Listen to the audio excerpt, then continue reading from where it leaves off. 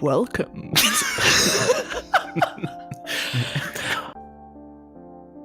Welcome to the Izzy and Niels show. Today, building up a personal brand, part 2 of 2. Okay. Tasty podcast. I feel like I have something stuck in my throat. That's what she said. Oh. Hey everyone, so if you've listened to the first part of how to build up a personal brand, you've listened to some general talk about building a personal brand, why it makes sense, and maybe how to start in a way. But today, in this episode, we're gonna cover specific channels and give you some tips about what you can do in those channels to increase your reach and to get a lot of followers. We should say that we've got a lot to cover in this episode, but that's cool. That's good. Just say it. I just did. Exactly. Yes. So, 1, 2, 3. Number one. one. Mailing lists. That's so out of... I don't have a deep voice like you. That's so out of sync. We're just... Oh, that was the worst saying a thing together in my whole podcasting career that consists of only talking to you, where we never said something together. Yes, it was literally the first time. Okay, one more time. Let's just say number one mailing lists, okay? What's with that voice? You sound like a British king. Number one, Thanks. mailing lists. Or like a magician. Yes, because we're showing people all the magic you can do. Okay, 1, 2, 3. Number one, mailing lists. Fine, I will use that. Are mailing lists your favorite form of leveraging reach? I think mailing lists are the best channel to use when you want to reach out to people, because when you have their email, it's pretty easy to reach out to them, and if they're interested in what you do, they will usually read your emails. So as long as you're not landing in the spam folder or something. But I think mailing lists are really cool because it's pretty cheap, so you can send emails for very low money, at least if you compare it to paid ads or something. And at least for me, mailing lists are the channel, or email marketing is the channel with the highest conversion rate that I've ever seen in many different fields, by the way, not only for my own stuff, but also for clients. So yeah, I think having a mailing list is very cool, especially if you have a personal brand and you create content and want people to read it or see it or watch it or whatever. So how would you, we spoke about this briefly in the last episode, but how would you recommend to build up a mailing list? You mean the conference talk example from last episode, where I said don't take notes and then everyone signed up? Yes. Oh yeah, we will talk about that later. Yeah, but I think we will cover this when talking about conference talk in the end or later in this episode. Yeah, so a mailing list, first of all, you need to have a software that you can use. I would not necessarily recommend to use something like MailChimp, because everyone uses MailChimp, but it's kind of expensive as soon as your mailing list starts to grow. So instead of that, I would rather use tools like Sendy.co. We will put the link in the show notes, which is super cheap because you can use it with Amazon simple email services like Amazon SES, which is a mailing service that uses the same server that Amazon uses for their customer support. So it's an email server with a very, very high sender reputation, and it puts your delivery rate of your emails to a level that you could only dream of. So I switched to that because I had some landing in the spam folder problems in my past, and so I got only like 90 to 95 emails delivered. And now, after I switched to that, it's like 99.9%. And the only bounces that happen, so the only time when an email doesn't reach my subscriber, it's because the email doesn't exist anymore, or the mailbox is full or something. Okay. Yeah, so that's the first thing. And then, of course, you need to have a plan of what you can do to make people subscribe to your mailing list, because it's not enough just to say, hey, we have a newsletter, subscribe, because people don't get a reason to subscribe to it. But Izzy, as you're building your website right now, do you have any plans of what you could do there to get people to sign up. Oh my god, secret stuff. That's what we're here for sometimes. As I want to build my website, build it up and create some content. And Niels thought it would be a good idea to start building my mailing list.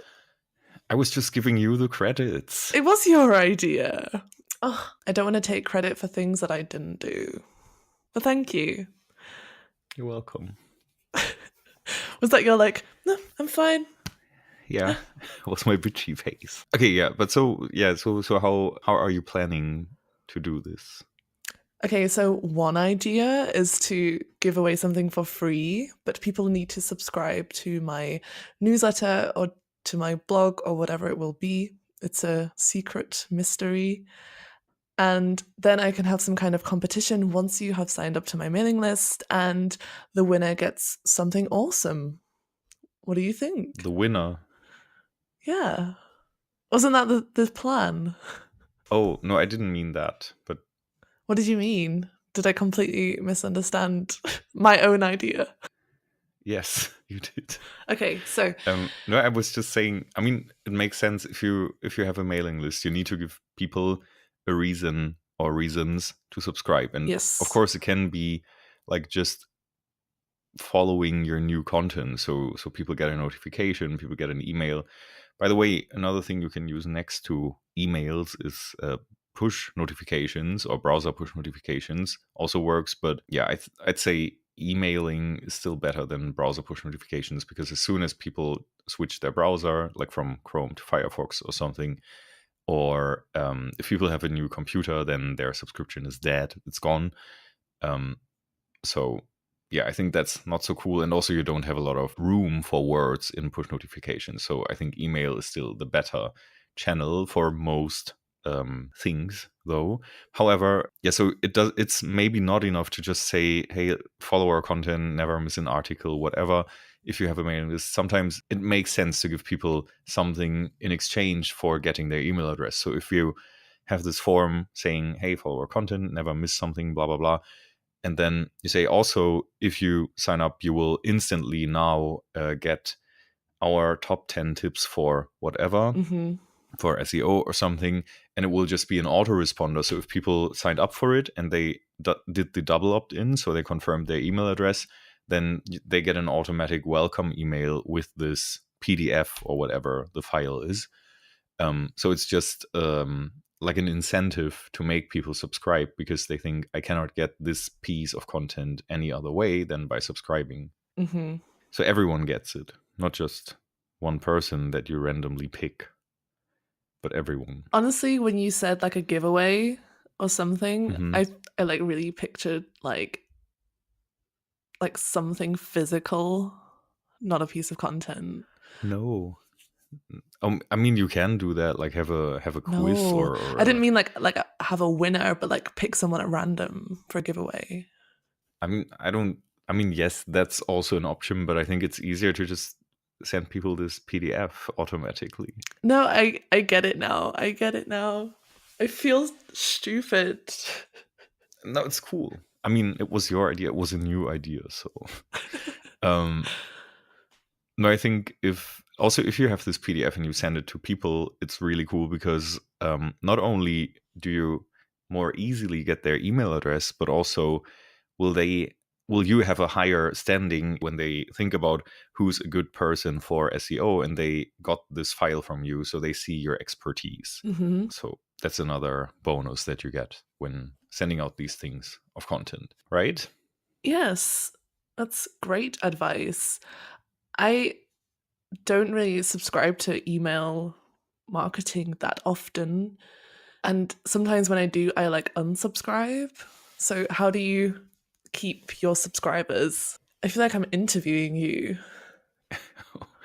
Sorry. It's okay, I'm interested. Well, first of all, it's the same as with blogging or something. So you should only write an email when you have something to say, and not just write bullshit, because the email has to deliver value to the person, so it thinks it's good that I got this email. If it's just self-centered content where you talk about, hey, I won this award at a search conference, and that's it, and that's the only value, which is not a value the email offers, then people are very likely to unsubscribe. But you should always give people some kind of important information with an email, something that's interesting to them. And that's one thing. And then, of course, you should only try to get very relevant subscribers, so very high quality subscribers that are really interested in your topic. You shouldn't just, for example, if you run an advertisement to increase the number of the subscribers that you have, you shouldn't have an advertisement where the targeting is set to a very broad audience. Yeah. Because people might subscribe that are not really interested, and then you will basically mess up the quality of your subscribers list. Yes. And also what I like to do, if you, for example, you send like an automatic campaign, like people get one email per week for 10 weeks or something, where you give them some piece of information every week, then it's very likely that people will not be interested in all of the 10 emails that they get. So whenever there's an email where they think this is not interesting to me or not important for me, then they're likely to unsubscribe. So what I like to do in this case is that next to the unsubscribe link in your email, which has to be there, you can say something like, if you wish to unsubscribe, you can do this here, but in this case, you will not get anymore. So just repeat the reasons that you gave them in the beginning to subscribe. Yeah. And also what can make sense is to write a teaser for the next email in your email, so that people think, even if this was not interesting for me, maybe the next email is interesting for them. So you should also switch the topics a bit with every email, so that you are hitting the right spot for different people, at least every 2 emails. Cool. And I think I remember you saying around the time of this GDPR stuff that it was actually a really good thing for email marketers, because it meant that you were just keeping like the loyal subscribers that actually cared about your content, and like cleaning out the ones that really had no value. Yes. And then like you cut down on costs and things. Yeah, that's the thing. Exactly. Yeah. So you get a better quality of subscribers thanks to GDPR. And also what I think is the best benefit you get out of it is that people don't dare sending too many spammy emails anymore. I mean, you still get them, but for me, it's a lot less than it was before. Yeah. And so if people get an email from you, first of all, it's much more visible, because people don't get flooded with emails anymore, at least not this extreme. And also, if they get an email, they might think that they really subscribed for this. So, because they think, if I get this email, then I must have been interested at some point. So the authority or the trust that people have in emails in general has increased since GDPR, at least not really from my experience, but I think it makes sense to say that. Yes. If it makes sense to say that. It does make sense. Yes. I don't remember doing this, but when I subscribed to your email, I wrote my name as Izzy Yas. So now when you write to me, it's like, hi, Izzy Yas. And it really entertains me. And for a while, I thought that you did that yourself, but then I realized that was just how I subscribed. Yeah. Oh, entertains also, me. why you might think that I really do this by myself is because I don't use a graphic email template. Because I just use text emails, because I think if I send an email and it would be super layouted and with images and everything, it would feel like a newsletter. But because I just use text, for many people it will really feel like a personal message. So it feels like it. That's also a secret that I use. Feels like I'm getting a hug in email form. No. You are. All of you. Such a bitch. You can put that on your website. Okay, next point. Did you watch Lucifer? You didn't, right? No. Okay, so I'm at the end of episode 3, which is right now the last episode. And episode or series? Oh, sorry, the end of the series. And yeah, it's very intense. And after we finish our podcast recording, I will watch the last episode and cry like a baby.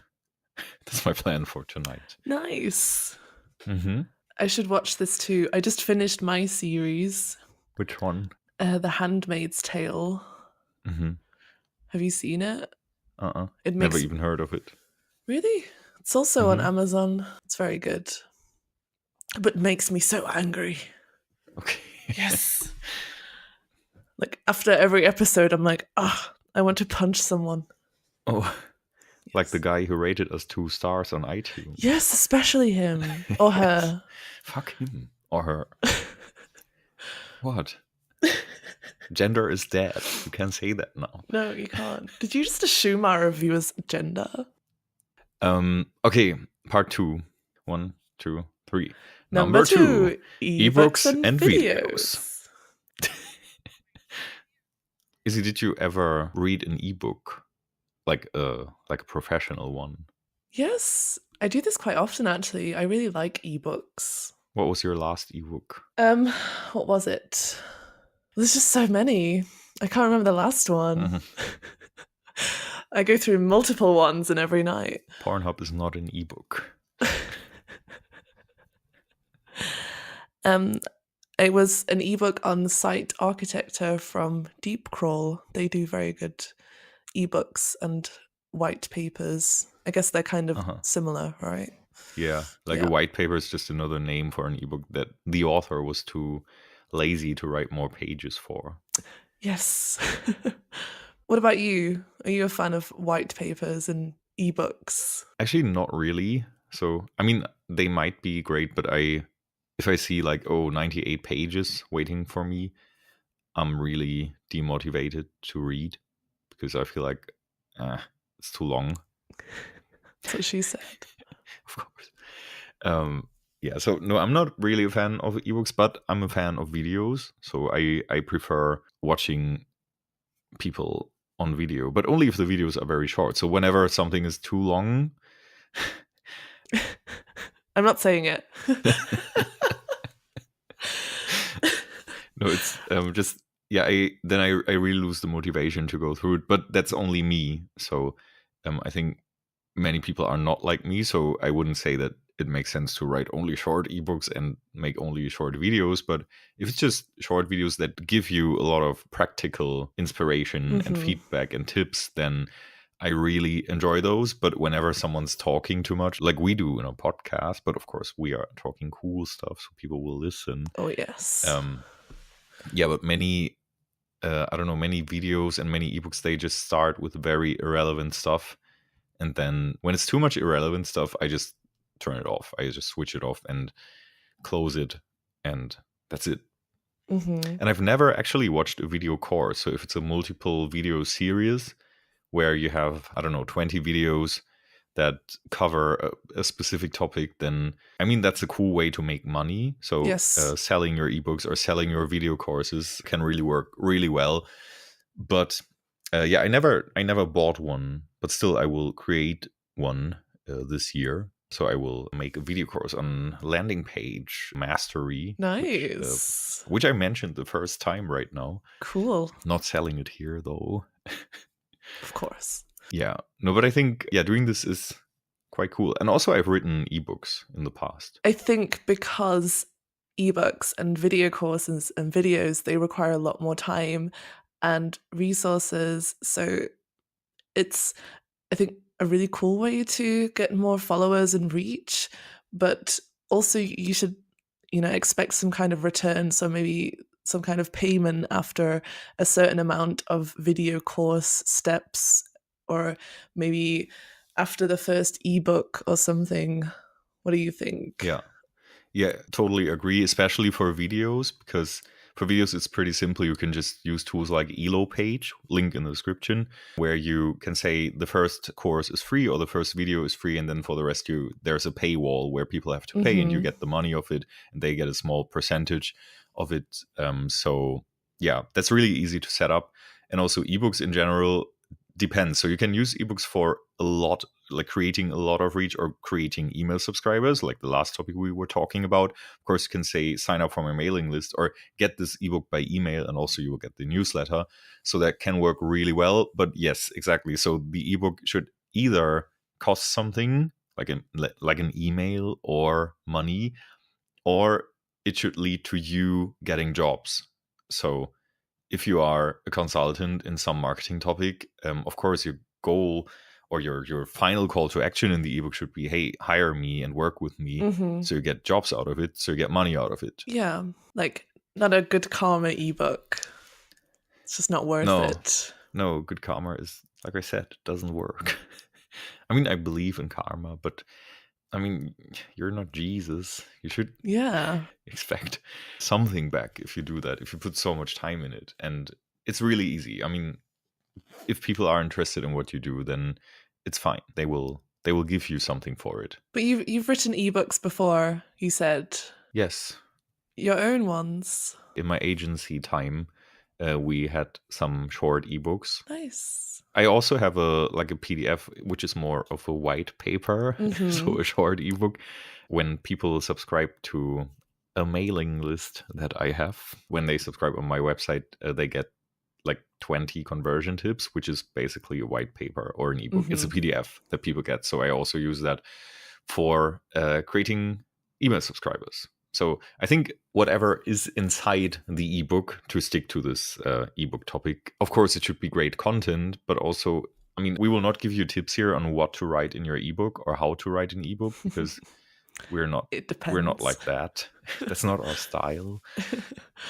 Yeah, you can use ebooks for a lot of stuff. So even if you are running ads on Facebook or wherever, you can advertise your ebook, and the conversion rate of people downloading it or subscribing to your mailing list and then downloading it will be extremely high, because it's a very low inhibition threshold if people just give you their email address. So you can get a very nice cost per lead or cost per subscribe when you run ads for your ebook. And also, if you have this video course, you can do something like I already mentioned. So just give them some parts of it for free, like 1 episode or maybe 3 episodes or something, and then let them pay for it. Or you can also send those videos by email. So you can mix email and video courses by saying, please, sign up for my mailing list and you will get this video course, which comes every 3 days or something, and then you lead people to your YouTube channel where people can then subscribe. So it's really a nice thing to increase your reach and to get subscribers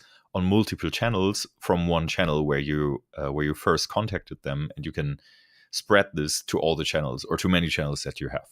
Yes. Also is my, for example, of Niels. Yeah. What's cool about an ebook is you can refresh the content or update it every year or more frequently or whatever, if it's not a super fast changing topic, and then keep people engaged that way by contacting them again and say, hey, I have updated it to 2019 edition, download and subscribe. And you can just keep using this piece of content, this longer book, white paper or whatever it is, and keep recycling it. And that's quite an effective way once you've written it initially. Yeah, that's right. So you don't have to put a lot of effort in, but you can reuse it all the time for posting about it again. Yeah, that's right. Number 3. Guest blogging. Guest blogging. Guest blogging. We're getting better. Not really. That one was the worst one. Then we're getting worse. Yes. Izzy, have you ever done guest blogging? Please explain what you mean by guest blogging. Oh, sorry. Guest blogging is writing a blog post for not your own site, but a different site, like the site of someone else. So you get their reach and attract it to your person or to your personal brand. Then yes, I have done guest blogging before. Oh, like what? Yeah. I have written an article for The Right magazine. Oh, me too. Oh, high five. I think in 2017, I was number 2 or number 3 of the highest shared articles on their blog. I thought I was up there too in 2017. We didn't really talk at that time, so maybe we both were there. However, congratulations. Such a good author. Maybe, no, I don't know. I don't remember. But this was quite a while ago now, and I've not really written many articles this year because I didn't have the time. But I love writing. I want to do more. Also, I studied journalism, so I should be quite good, but I think I lost my skills in writing. I didn't know this. Really? Yeah. Such a bad friend. You are. I thought we spoke about this in one of our episodes. I didn't listen. Um, Never mind. So yes, yes. So journalist and opera singer. what a star-studded career I've had. Yes. Where are you now? Look at you.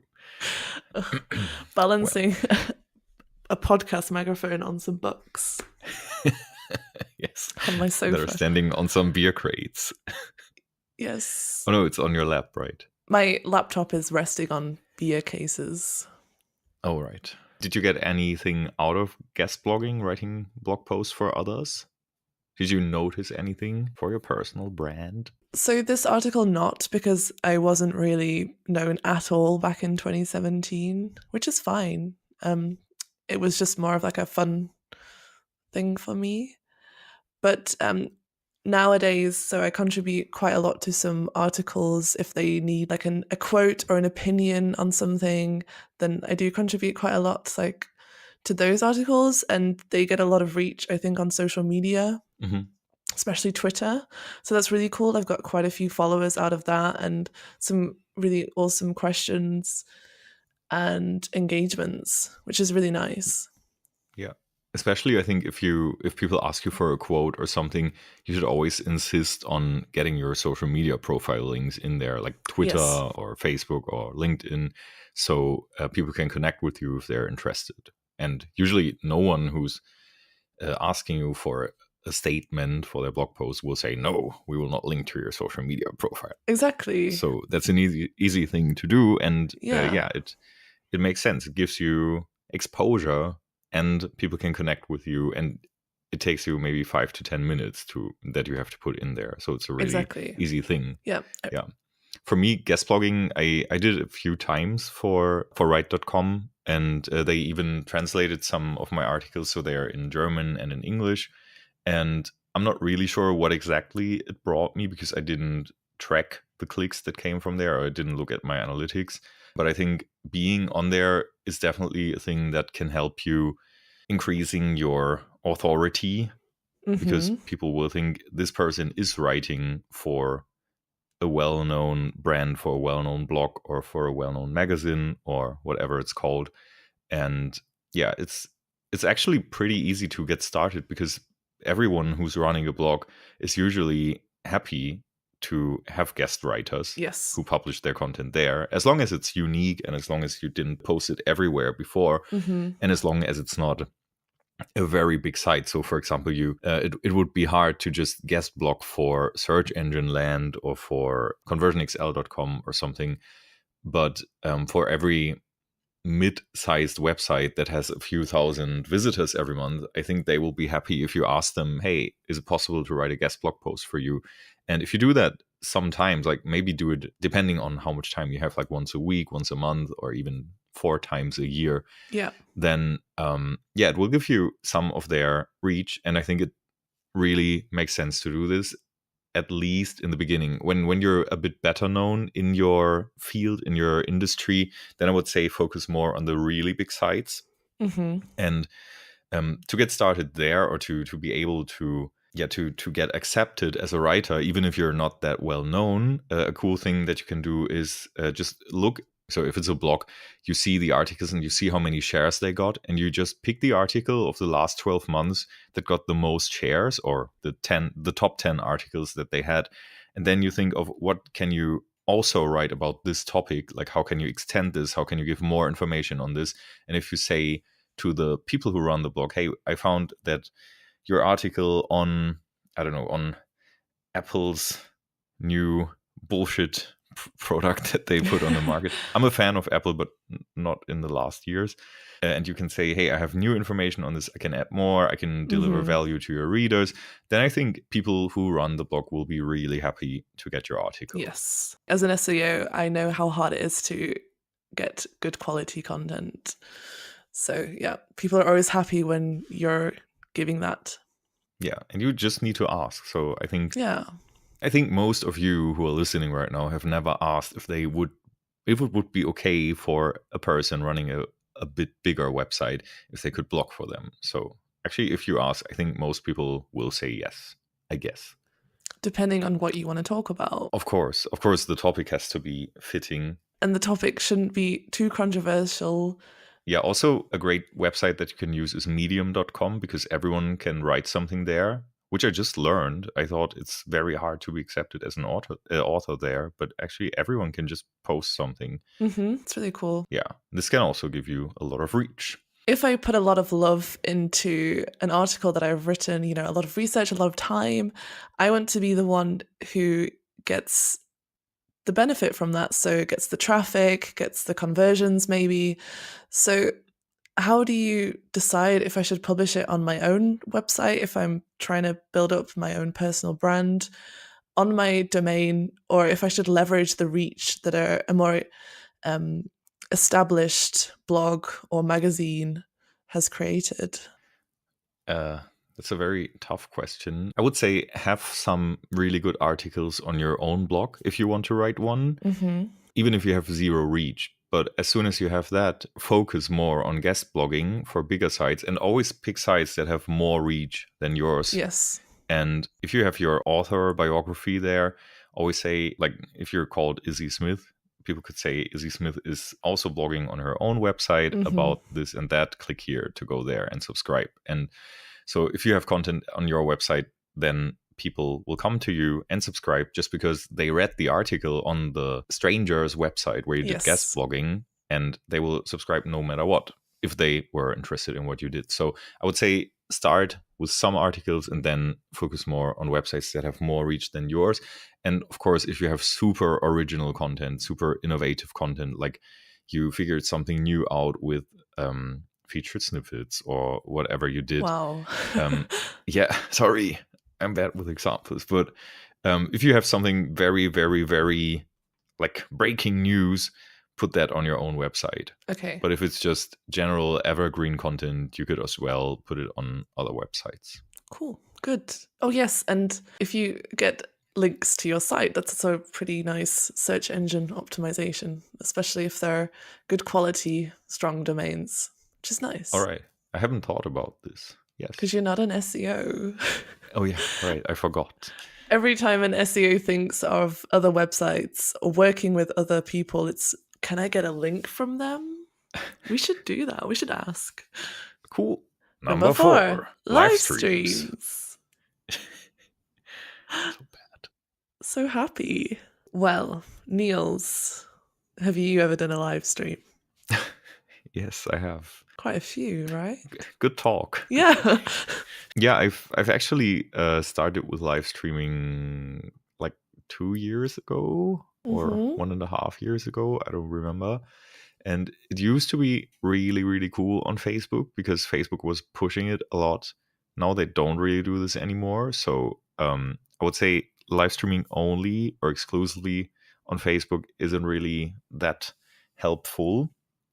But there are other platforms, like you can live stream on YouTube, you can live stream on Twitch. Twitch, by the way, is not only for gaming, if you've ever heard of Twitch, because most people, I mean, it started as a gaming streaming platform, but now you have everything. So you can just live stream about SEO or your marketing topic or about how you bake a cake. You can stream about everything. And yeah, there are some really cool tools that you can use for live streaming. So first of all, I would recommend if you stream, maybe don't just concentrate on one streaming platform. So don't say you only stream to Twitch or YouTube or Facebook Live or Periscope or wherever you want to stream to.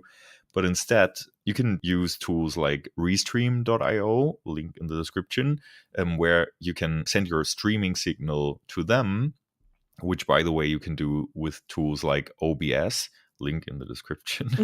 And if you send your stream there, from there, you can just spread it to many, many different platforms. So you can stream to YouTube, Facebook, Twitch, Periscope, whatever, any place or any page that you can stream to basically at once. So you just have one stream and it appears on all the different channels. And also it offers tools like an aggregated chat where you can see what people are writing in the comments or in the chat on different platforms, and you see it all in one thing. Also, there's a tool called Streamlabs where you can collect donations or you can show new followers that followed your stream on the screen or you can show the comments that people are making on different platforms, and so on. So live streaming really has a lot of opportunities today, especially from the gaming field, but you can really use it for everything, which many people don't do yet. But if you have a stream, yeah, I would definitely recommend you to check out Streamlabs and the possibilities that it gives you. Link in the description as well. Nice. One of the best things I think about live streaming is that interactivity with your audience. So they can ask you questions and you can respond and you can ask for feedback and really involve everyone, which is really nice. Yeah, it's super fun. Yeah, we did a live stream. We got like 340 comments on our live stream, I think, on Facebook. Yeah, something like that. Where we usually get like 10 comments for a post. So, yeah. I think that's, it's really cool to interact with your community, not only because it increases the numbers of comments that you get, but also because people get to know you. Like you Yes. connect with them on a whole different level than if we were just writing posts and uploading pre-edited videos. I like your live streams. I wish you did more of them. Oh, I stopped because of internet.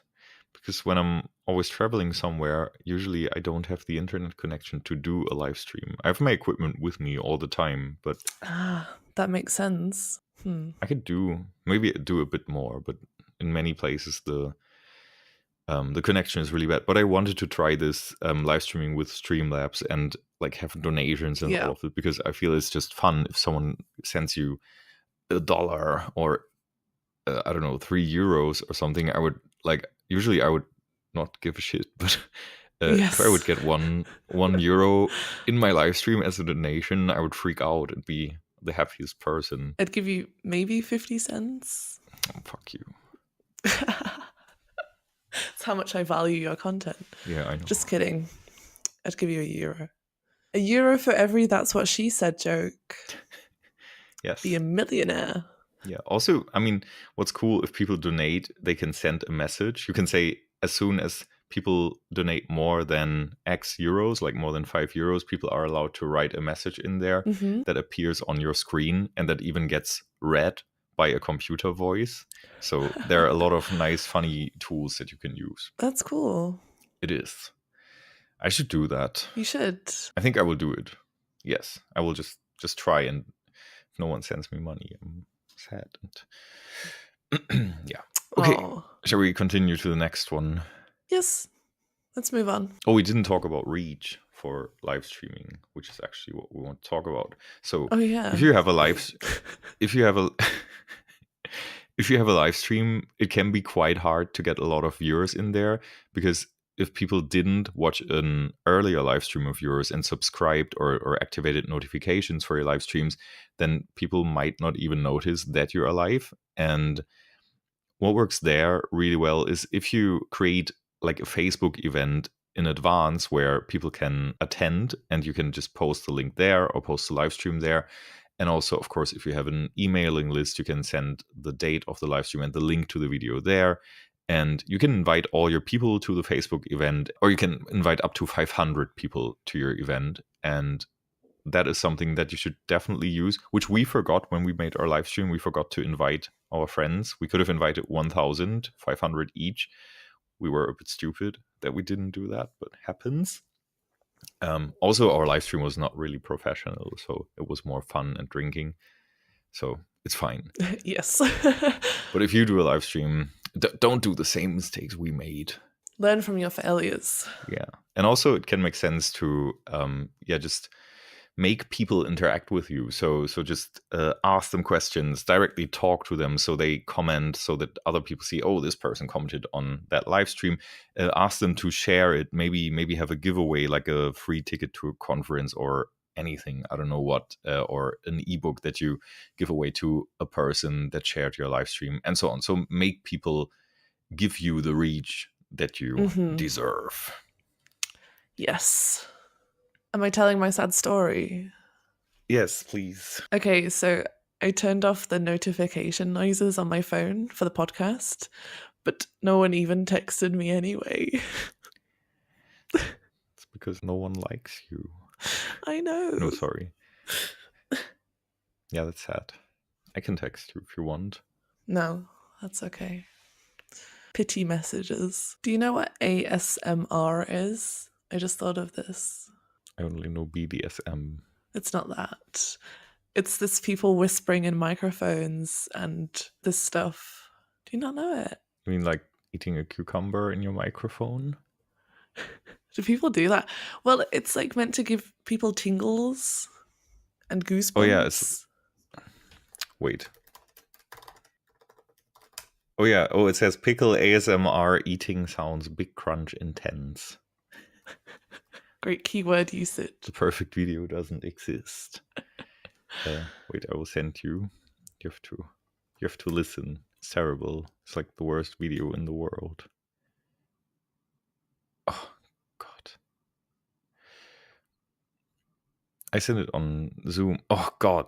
Just click like in the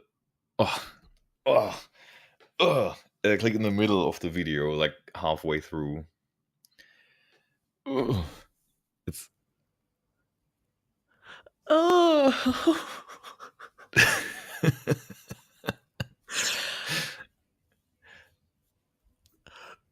I think I'm gonna throw up now. Oh. Yes. Those. Okay. Mm-hmm. Could I do that with this microphone? I'm sure. Okay, but let's start. 1, 2, 3. Number 5. Number 5. Oh, I'm not. Wait. You know what will come. Ladies and gentlemen, this is number 5. Facebook and Instagram. Or you have to join in on Facebook and Instagram. That's fine. You did a great job. All right. Cool, thanks. Now I have a earworm. Yes. This word doesn't exist in English, right? Earworm? It doesn't, but I see more and more publishers using earworm. All right. Yeah, so it's catching on. Cool. I have a question. Oh, please ask. For my personal brand, should I create an own account on Facebook and Instagram, or just stick to the one that I use for everything, like privately? Oh, I think you should definitely create one, because otherwise you're not able to run ads. And if you ever want to run ads, you can't. So yes, you should create one. Nice. Good answer. So on Facebook you create a fan page, and on Instagram you can also use a business account where you can then use ads, and especially things like story ads, where your ad appears in the stories on Instagram right now is really low pricing, so it doesn't cost a lot. But I've heard from a friend, Simon, from Ad Baker in Cologne. They say that like using Instagram story ads right now is the shit. So like it's really good, and people should use it more. And you cannot do this with a private profile, with a personal profile. Also, I mean, I don't know, Facebook and Instagram, I think both work quite well these days, though I feel like it's switching, or it's shifting a lot towards Instagram away from Facebook. A lot of people, at least I do this, or I did this, and I know a lot of people don't really use Facebook that often anymore, because I don't know, the feed is kind of messed up. At least I find it too. But my feed now is really nice, because I'm following a few meme pages, and you can choose to set pages on see first instead of just follow them.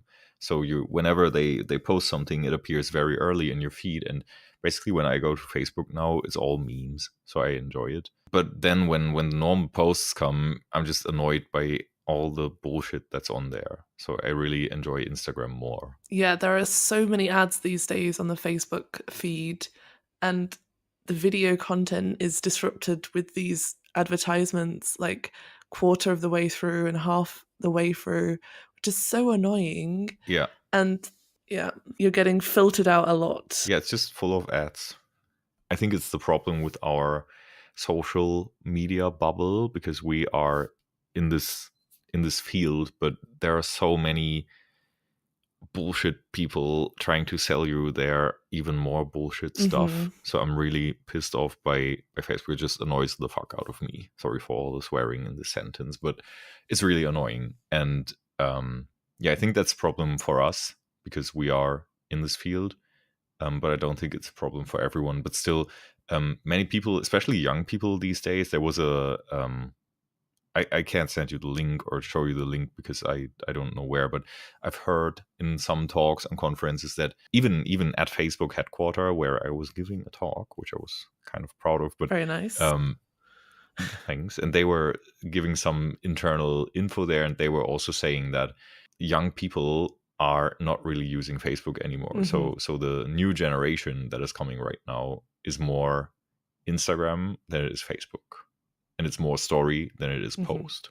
Yeah, but other than that, I don't know what to say about Facebook and Instagram, because yeah, you should be on there. You should post interesting stuff and make use, especially on Instagram, make use of tools like tagging. If you're posting stories, you should tag the location where you are, so you have a chance to appear on the search front page from the local places. You should use hashtags, which doesn't really bring a lot, but it brings a bit. So I don't know if it works for a personal profile as well, but if you have a business profile, you can see the stats of all your posts, and you can then see how many clicks you got through using hashtags or through just showing up in the feed and so on. So you can see what it brings. And the more hashtags you use, the more likely it is for people to find you through that.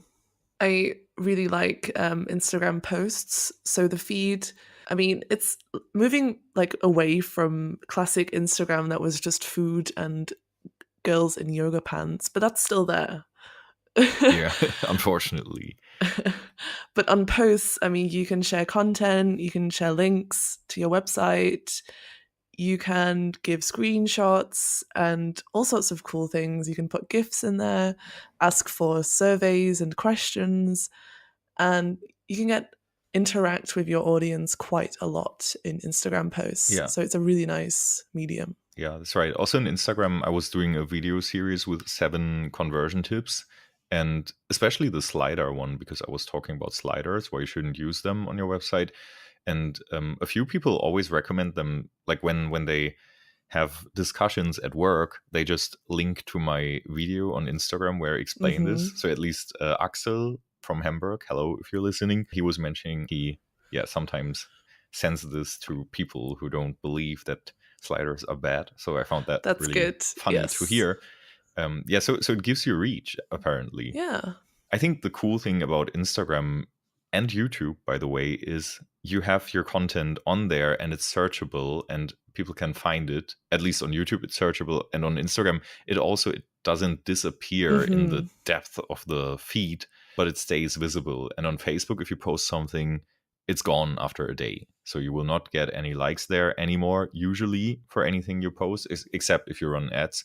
But on Instagram, you still get a lot of, or at least some likes for older posts that you've done, because they are just easier to discover for people. Yeah. Yeah, how to use Facebook and Instagram to leverage the reach for your content. So let's talk about that, which is actually the reason we're talking about this at all. Maybe you have an example as well. Even though I only have private accounts and don't advertise. I mean, it works without advertisement. You use this for when you got your Best Speaker Awards, for example. You use this for... That's true. For exposing your personal brand. I did. I didn't even realize that's what I was doing. But yeah, I did. Of course, you can use Facebook and Instagram for showing off your achievements, or of course, if you have new content, if you wrote a blog post somewhere, or if you did anything, just tell your followers that you did it. I think Twitter is also quite an important platform for sharing things, because someone doesn't need to follow you in order to see your content as they would on Facebook. You know, if you have a private account, then they need to be your friend and be accepted. So if you post something on Twitter and it's picked up by a really influential or like well-followed person, then you can stand to like get so much reach from that, just by one simple retweet. Did that happen to you? Not on a huge scale, but I started Twitter in March 2018. I was really late. And I have 1,100 followers, and they're really good quality followers. So I never invested in, these schemes and stuff. Yeah. I noticed because I have more than 5,000 followers on Twitter Mm-hmm. and I get zero interaction. So they don't like anything. I can post, if I get 10 likes, I'm really lucky. But usually I get 0 to 3, Hmm. maybe. Or, yeah, so it's really low. And for you, it's much higher because you have a much better audience there than I have. But also, my Twitter is old. I don't know how old, but it's like more than Yeah. 10 years, I think, or about 10 years. And I think just many of the profiles that followed me very early are just not there anymore. Yeah, maybe that's a good thing that I started late, is because the people that follow me are still active on the platform and they haven't just disappeared years and years ago. So that's why I get like good amounts of interactions, I think. Yeah, also, I think many people on Twitter just, I think the flood of information there, because it has no algorithm or edge rank like Facebook that defines what people see and what they don't see, but it's really just, if there's a new post, it will appear. So it's Yeah. unfiltered, which I like, by the way, because if I follow someone, I want to see this. I don't want to have an algorithm censor what I would usually see or what I would want to Hmm. see. But I think on Twitter, many people, I don't know, if you're following like 500 profiles, or let it be 2,000 profiles that you follow, you get a new tweet every few seconds. So the likelihood of people seeing your tweet is really low because, yeah, it's just unfiltered and people see everything, Hmm. even if it's not interesting for them or if it's just spammy content or Yes. something. How did you get your followers there? Just by being retweeted? I think because the sort of nature of Twitter is to be to the point and very concise and like snappy, I sort of stuck to that. And if there was something new, like specific to SEO, I mostly only tweet about SEO things. Then I would give like one or two, or like two or three bullet points about how someone can work with that or what they should change according to this new SEO thing. And because it was so like concise but like actionable, people like retweeted it and they commented on it Uh-huh. and they're like, "Oh, that's a cool tip," and it was like really reactive. So Yeah. I think that helped. And also, I'm more funny on Twitter, I think, because on Face, Then in real no, not life. in real life, or like I'm not as funny Okay. as, well, as funny as podcasting, but on Twitter, I think there's like less inhibitions when you share things than, let's say, on Facebook, where you have your family and your friends from school there. You can, Yeah. play around a bit more, and I sort Yeah. of let my humor out more. Yeah. Just post all the dick pics. Yes, of No one course. will see. Yeah. What you said about it's always about SEO, I think that's what I do wrong on Instagram, by the way, because I post so much private stuff there, like about traveling, about Hmm. my pugs and selfies at the airport, which is not interesting for people who are only interested in what I do for work. So I think I'm mixing private and professional there extremely, which can be bad, which can be nice. I don't I know. think it's nice. Oh, I think people want to see a human behind a brand or behind a figure. yeah, that might be true. Yeah, because how to explain this? Maybe it feels more like being friends with Yeah, it's someone in a personable. way. It's like, oh, Like, this person is a human. yeah, oh, surprise. Yeah. Okay, 1, 2, 3. Number Number 6, 6, podcasting. podcasting. Ah, I have no idea of actually, I don't know shit about podcasting. me neither. Cool. Number 7, sponsoring. Sponsoring. Have you ever seen a person being a sponsor at an event? Not a conference, but I've seen at like, do you know Betrunken Gutestun? Of course. Betrunken gut, like the charity Yes, drinking game for Christmas initiated by Markus Tandler. exactly. So it's Yes. every year in every German city, or like Mm. the bigger ones, Yeah, yeah. and everyone drinks to raise money for charity. And it's kind of like a Yes. competition where the city with the most money made wins. Exactly. So you need sponsors, and every sponsor donates €1 per Mm-hmm. Glühwein that's been emptied. Yes. And yeah, so if you have 10 sponsors, maybe then every Glühwein is worth €10. Yes. So people are very, yeah, happy to drink. I always do my part for this charity event. Yeah, for the good cause. Yes. So selfless. But I see at Betrunken Gutes turn like quite a few people I know in Munich who are consulting or like self brands, self standing, who sponsor this, which is nice.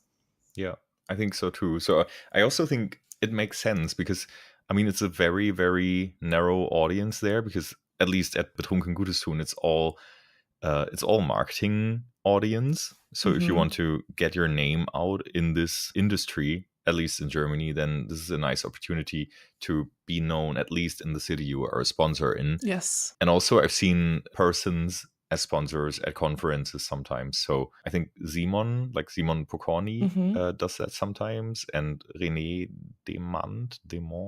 I don't know how to say that. I think it's Demont. Let's call him René Dumont, Dumont. which is definitely wrong, but still. And yeah, they are just, for example, on SEO Day or SEO Day in Cologne. I think he was a sponsor. Not sure though if I'm right here, but yeah, doing this just puts your name out there, and I think it can make sense to be a sponsor. And also, I think sponsoring doesn't always mean paying money to appear with your name there. You can also like do a barter deal. So you give the event something, and Mm-hmm. you get a sponsoring appearance back. So, for example, I said it again. I said it again. So, if I would want to be a sponsor at an event, I could, for example, tell them, "Hey, should I take a look at your website and give you like Oh. a few hours of, or let's make a 4-hour session one day in your office, and I will tell you what to change on your website, and in exchange I want to appear as a sponsor on your event." So you can exchange services or advice or something for the sponsoring appearance. So yeah, I think that can make sense. Or even, I don't know what else, but there are a lot of things I guess you could do, like just help them with something Mm-hmm. in exchange for a sponsor slot. I know our company was a sponsor at your event. Yeah, that's actually a nice example because I'm not sure if I'm allowed to say it, but I guess it's fine. So Yeah. at my conference at OM Live in Berlin, we had Sixt, who would have the money, I'm sure, but they were sponsoring the speaker shuttles. So that we got a few cars that picked up the speakers from their hotels and brought them to the conference and to the party and so on. So, oh no, actually, the party was in the same building, but in Munich at SEO Wiesen, at Sixt Wiesen, we have the Sixt shuttles who take us to the club later and so on. So yeah, you can do this as well. So if you offer a service or a product that would improve the quality of the conference or of the Mm-hmm. event, whatever event it is, you can also do that. And then you don't have to spend money on it, but you can just give what you already have. Yes. Yeah, that's a nice idea. And also, I think sponsoring doesn't mean, or shouldn't mean, just to put your logo on a wall. I mean, sponsoring can mean more. In general, if you do sponsoring, what you want is that people interact with your brand or keep something that shows your brand. So if we could do sponsoring for conferences, by the way, We could. with our podcast. We could do like, I don't know, Live give podcasting. funny, yeah, or give yeah, exactly. So we could like moderate the live stream of an event, the two of us, and Yes. everyone at the event gets stickers saying "That's what she said," and I got penalized by Izzy and Niels and things like that. So You need to cut that this could out of work. the podcast because we should do this. We could leave it in there and do it, Oh, then it's not a surprise when we do it. But your choice, or your it will be. choice. It will still be a surprise because True. people will not know we're making it real. But that would be so funny. We should. We should do that. And then get interview guests, the speakers, and so on. Yes, What would be cool, and give all the stickers away. definitely. All right. Yeah. So sponsoring shouldn't always just be have your logo somewhere, but the best thing would be give people something to take home that they will then see almost every day, whatever that is.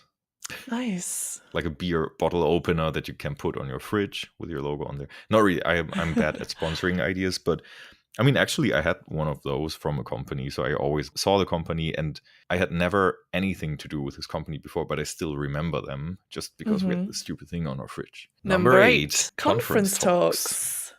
talks. Yay. That's still bad. Well, we do say it's a ridiculous podcast, and ridiculous it is. So, Yes, that's fine. So, first of all, if you're listening to this and if you're interested in the conference talks, I would recommend you just listen to episode number 2 of the Easy and News show, because there we're talking about conference talks in detail. However, we wanted to cover this really quickly here because it kind of fits in here. So, conference talks, I think, are one of the most effective ways of increasing your reach.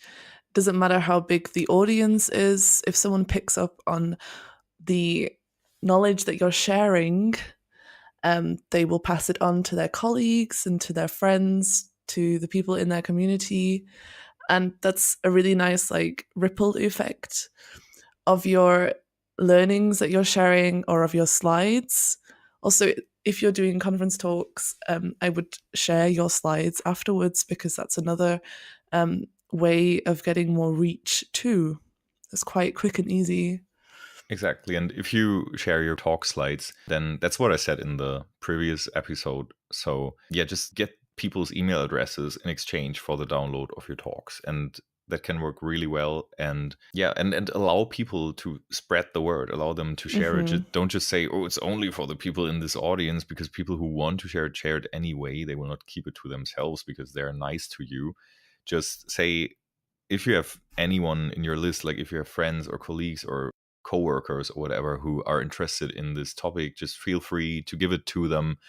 And that's what she said. And yeah, just use that to present your work or your Yes. knowledge to a huge audience. But I think specifically to increasing your like personal brand awareness, conferences can be useful just in terms of the people that you meet there and interacting with your community, because maybe you've spoken to these people and maybe they've seen your work on the internet, but now they're getting to meet you face to face, and you can, have a good interaction with them in person. And that's really, I think, valuable for your personal brand, is like meeting them, speaking to people, meeting the people that you follow as well. So just being at these conferences, at these events, that's a really nice way of doing that. Yeah, so all the networking part of it. Mm-hmm. That was a really long-winded way of saying networking. Yes. Because I see some like really cool and smart speakers out there, but when they leave the stage, they just go home or like go back to their hotel. Yes. And I was like, oh, what's the point? You could have just that's right. video chat, on the screen, and that's it. Yeah, exactly. Yeah, so I also think you should stick around for a while. Even if you, of course, you cannot talk to everyone. No. Just be there, be present, just be cool, be nice. Yeah. And don't just be like, oh, I'm better than all of you. I just come for my talk and then leave again because I'm not interested in all of you because you're below me. It feels like that sometimes. If people just come for their talk and then leave again. Yes. No offense though, but still, it's a bit strange. Of course, if you're like have a business meeting in an hour and you have to leave, then that's fine. Of course. But so these are people that maybe they enjoyed the content that you worked really hard on building and sharing, and they just want to come and thank you. And it's really nice to, reciprocate that. Yep, that's true. Yeah, Also, I think speaking at conferences can give you a lot of jobs if you're working as a consultant or something. Because, I mean, even from, like, I had one talk at OMR, Online Marketing Rockstars in Hamburg last year, and I still get job offers because of this. Like companies text me, hey, we want to have you take a look at our pages because we saw you at OMR and we're doing a relaunch or something. So nice. Yeah, it has a very long aftermath. What a word. Yeah, but again, see episode number 2 if you're further interested. So, what do you think is the most effective way of leveraging my reach? I think of all the channels that we've covered today. So we had mailing lists, ebooks, videos, guest blogging, live streams, Facebook, Instagram, Twitter, podcasting, sponsoring, and conference talks. I didn't get this out of my brain, by the way. I was just reading the notes that we have. Oh, you fooled me. No, I got it out of my memory. Yes. And I think I cannot tell you. First of all, it depends on how much focus you put on the different channels. So if you're focusing strongly on YouTube, YouTube will be your best channel. If you focus strongly on conference talks will be your best channel, or at least those will be the channels that bring you a lot. So it's really about the time you put in there, the time you invest. And also, of course, there might be channels that don't really work for you. So what works here, or what could work, is something called the bullseye framework. If you have not read this, by the way, there's a book called Traction, link in the description, which is about different marketing channels that you can use for your brand. It's a very, very inspirational book. I read it. I had like 1,000 notes taken from this book. It's really insane. Nice. And the bullseye framework that they describe there is you have different possibilities of what you could do. In our case, talking about this here, the different channels to promote your personal brand. And the bullseye framework says that you should extremely focus on only one of them at a time for a limited time. So for example, for 1 month or for 2 months or something, and really give everything into that so you can see, does this channel work for me or not? So you shouldn't just be like half-hearted doing this. But did you burp? Sorry. It's fine. Yeah, so put all of it in there, and then after the whatever time it is, like 1 month or something, just review your results and see, did it bring good things to you or not? Did it work well, or did it work not so well? So that can really help. And just figure out yourself what your best channel is. Takes some time, but it's worth it.